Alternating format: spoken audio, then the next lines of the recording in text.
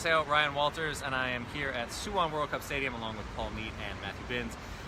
Gentlemen, that did not go the way that we may have wanted it to go as K-League fans tonight. It ended 4-1 in favor of Sydney FC. Paul, would you agree that that's a fair result for tonight?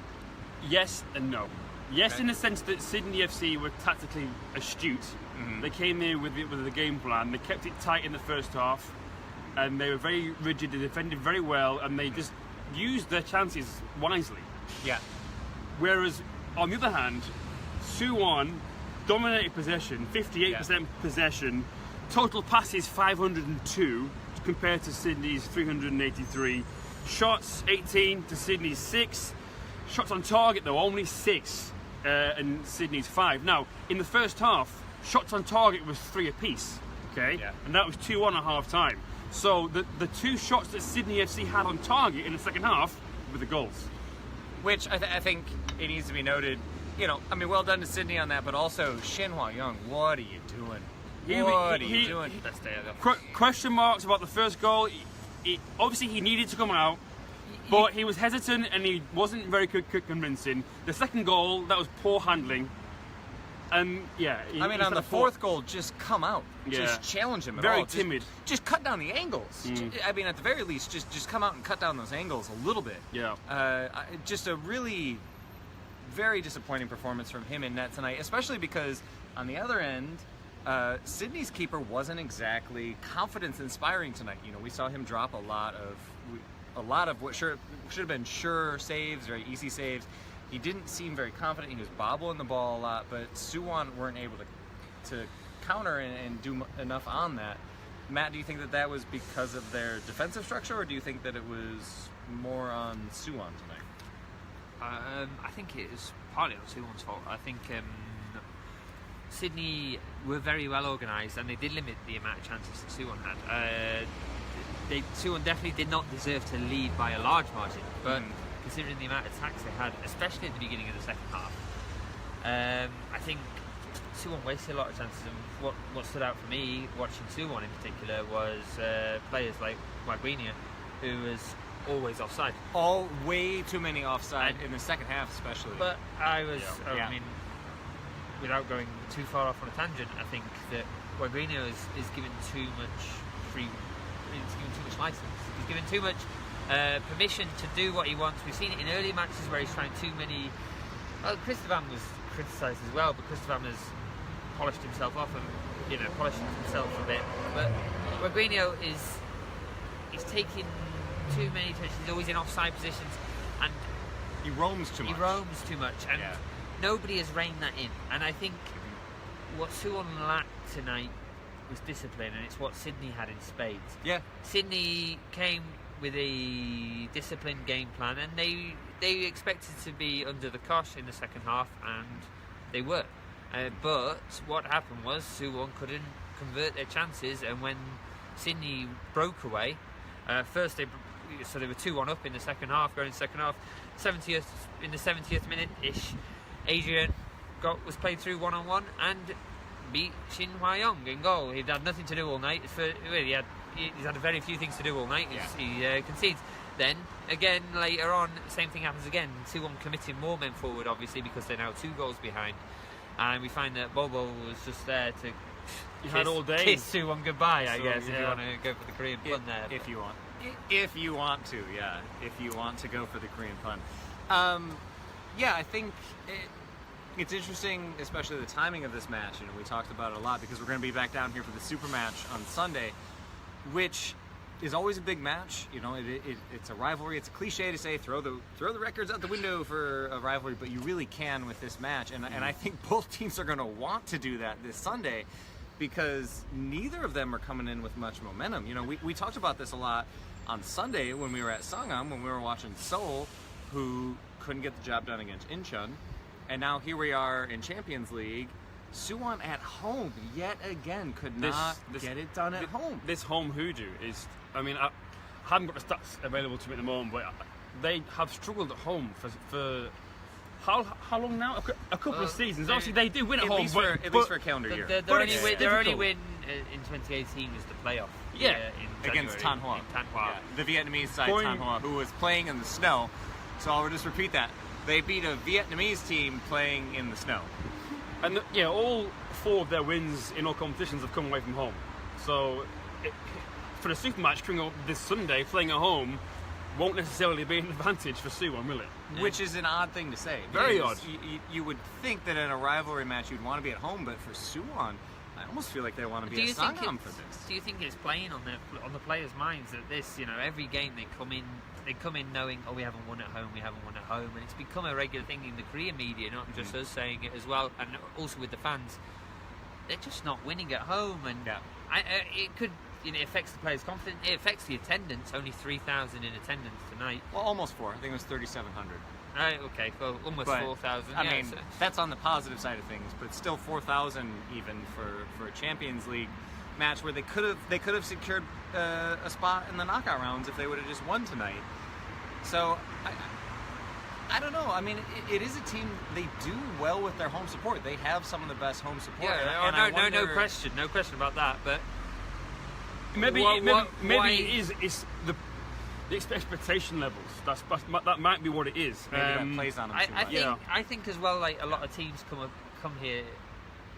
Suwon are a big team, so a lot of teams come here and set themselves to defend and counter. and they can't break teams down. Yeah. Well, that's the manager's fault in general, and we've touched on it before. But I just don't think this manager is. I don't think So has got it in him to adapt, to break down these teams. When he's away, Suwon are obviously theoretically the underdogs, Sure. and they come and they attack a team, and they catch a home team trying to attack themselves, and they catch them off guard and they score. But they come here to their own ground. So doesn't know how to approach it. Well, No. and Plan B came in a bit late, didn't it? Plan B came in when Waganino was finally pushed up behind with, I think it was Im Sang Hyuk that And came in. Sang came on, they brought off the defender, Ku Ja Young, Yeah. which obviously, a statement of intent there, bring off a defender, Which is go to 4-4-2. Yeah, it's a positive It made substitution. sense. It made sense. And the thing is, Im Sang Hyuk was good at the weekend against Jeju. So I don't know, again, there's question marks over the team selection from Seoul. And he had a positive impact tonight. I He think. did. As soon as he came on, he was trying to make things happen. But again... But he only had 20 minutes to do something when they were already down 3-1. Yeah. And it's one of those things is, we talked about it a lot in the second half because Kristovan was on our side in the second half and he wasn't in the first half, so it was a little easier to watch him. But he did better defensively, I think. I think he did a lot better defensively, but he also was largely invisible on that overlap where he usually is really strong. Well, the thing is, he doesn't know when to release the ball. He carries the ball forward very well, and he gets himself into a good opportunity to pass in and around the 18-yard box. And then we saw earlier in the second half there, he fell over looking for a foul, and it wasn't a foul. It was never going to be. He'd taken the ball too far, and he had no option but to try and buy a free kick off the ref. Yeah, and that's not the first time he's done that, and that's why he's not been in the team recently. Which, I mean, based on tonight's, I'll ask you flat out, would you put him in the super match on Sunday after tonight? No, not Matt? for tonight. No. No, not a chance. Not a chance. I think Suwon, after tonight, they're setting up to give Seoul their first win of the season. I think Suwon have got a better team. I think Suwon have got better players. I think Suwon in Sangam could win. They've got a better But attack. here- Which is just weird to But say. here, what will happen is they'll push Seoul. FC Seoul are an organised defence. Yeah. And this team can't break down defenders. There's too many individuals. It's not a team unit. You've got Kristovan, who's not releasing the ball. You've got Waguinho, who's too busy trying to find space that Who's he's trying to finding be himself everywhere. offside. Yeah. And there's too many individuals. It's not a team. Yeah. And that's how I feel. You've got Yonkyun as well, who's unfortunately he's a great player and he's a great team player, but he's off. He was good in the first half. He was good in the first half, He was but he's good in the first slowly. We've seen in games this season that he's quiet. His time's catching up with him a little bit as yeah. well, and I just think, given the pressure of the super match, the only thing going for Suwon right now is the fact that FC Seoul are terrible. That's the They've only not thing looked that's good. going for Suwon. And what we could see on Sunday is a great super match purely because of defensive errors. But Two I've underperforming I've teams, just I said think, is the way FC we Seoul put have it. got a good Yeah. defense. Actually, Seoul got a so- good defence, yeah, and I'd expect it to be, probably the same again when they come here on Sunday. But yeah, I mean, if you just get back to the ACL kind of picture, what this now means for Suwon is they are still second in the group, but because at the moment, let's have a look. Shanghai Shenhua are leading 2-1 at home to Kashima. There is still 30 minutes there to play, so if that stays the same in the sense that Shanghai get a result, then that means that Suwon now have to go and get something in Kashima next week. Which is a big ask. A huge It's ask. a big ask, especially given how those two teams played when we saw them here, and Kashima just owned that match. They're more aggressive, they're more assertive, and they just knew what to do when they got on the ball. Suwon, But Suwon plays better away from home. true, yeah, well, exactly it. That's right. We can say that, okay, going to Kashima will be tough, but Backs against the wall, they know what they have to do, and it seems like, it's weird in the way that they can't seem to get it done at home, but they do seem to be that team that they perform when their back is against the wall, and I think they almost need that pressure, it seems, against them to be the underdog almost, Whereas I think they were favored tonight, and maybe they felt that a little bit too much. I have no idea what it is here at Big Bird that they just cannot seem to get it done here. I just don't think they can break down organised defences. And honestly, Sydney played a really organised defence. Forget the goalkeeper's mishaps. It was a really organised performance from Sydney, and credit where credit's due. Yes. That scoreline probably didn't flash them too much. Maybe 3-1 would have been just fine. yeah. But You can't say Sydney that won't they be didn't earn it. Sydney won't be the first ones here that have done that. Who've they had this season? Suwon have had they've had Shanghai at home, who were lacking. They were lacking like 3 key players. Yeah. So They they couldn't break them defended down. 1-1. Suwon were versing Pohang Steelers. Pohang are flying high at the moment, but they probably were a bit reluctant. And they've also versed Jeonnam, who they Lost to. well, but Jeonnam also. I remember how that game went. Yeah, well, but Jeonnam would have also came to keep a sensible defensive Right, structure. and they did. And- They did. They absolutely did. And I think that's a good point. That maybe that's the thing here is. But I mean, again, this speaks to the lack of a plan B, right? Yeah, well, that's it. You've got the players here, you've got the talent here, but It's they the manager can't- you doesn't know how to can't- use them the in the right. tactics. Yeah. The tactics do not get the best out of the players. Well, and No. I think we can't come here and not talk about this yet again. This is not a team that's set up for a 3-4-3. This is just not the formation for this team. And I think tonight proved that yet again. They were exposed on the wings again. I think Sydney had 2 or 3 breaks that ended up in goals tonight that started on the wings. And it is not working out for Suwon, and you have to wonder how long they're going to go before they change that. Yeah, there is that aspect. The back three is something that I would like to see altered. But again, it's finding the right combination of how to use Dayan, who you play around him, because they've tried many different things, and one of them worked, and that was against Jeju, but then they changed it again, and it didn't. Yeah. So, and I know Jeju were the home team, and I know there is that point that away from home it's a different animal. But if you have something that worked, all right. If you want to bring in Yom Ki-hoon, then all right, you might have to change the personnel. Then why change the system? Kim Jong-gu came on. He got the assist against Jeju at the weekend. He is the one who made an impact when he came on. Yep. He was looking to get the ball forward and making these sort of sharp passes in and around the box. Again, why didn't he start? And it just goes down to the fact that Seoul doesn't know how to set this team up. No. He doesn't know what he's doing with tactics. Yeah. Well, and how much of it was maybe trying to keep an eye looking ahead to the super match tonight? But why? That's what I think. That's what would annoy me more. Now, I get it. The super match is a very big deal. Yeah. But Suwon are miles ahead of Seoul in the league at this moment in terms of performance, in terms of quality of player. Suwon are miles ahead. But Suwon want Champions League. Well, at least I hope they do. Suwon should be here. We've got to win this because we don't want to go to Kashima away. If that is the case, and I don't think it is looking at the team sheet, I think it's just absolutely botched tactics.